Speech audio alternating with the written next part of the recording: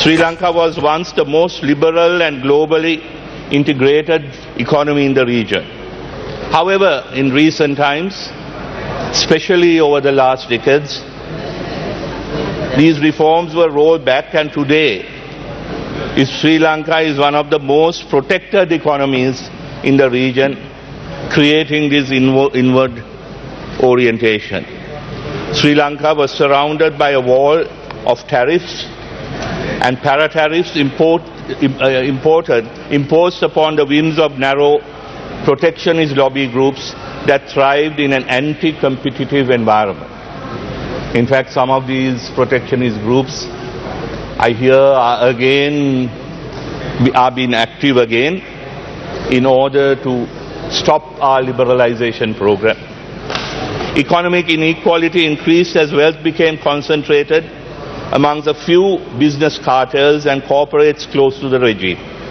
During this period, Sri Lanka's government, the revenue, Mr. Speaker, also collapsed amidst a plethora of exemptions, tax holidays, and irresponsible fiscal management given again on the whims and fancies of the President and his sons and his brothers.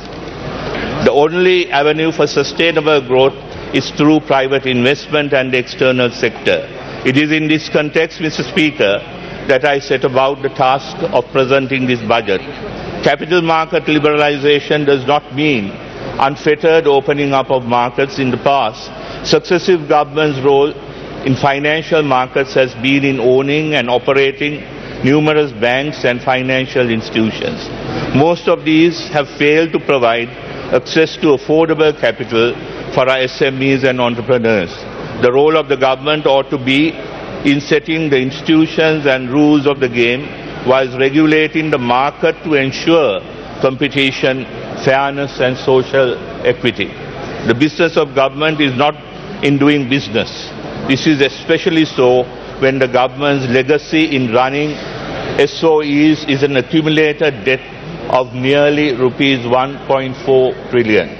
Sri Lanka must move on from the shackles of excessive state controls and return to its roots of vibrant free enterprise. In fact, what we had for nearly 9 years is not an open market system but a crony capitalist framework.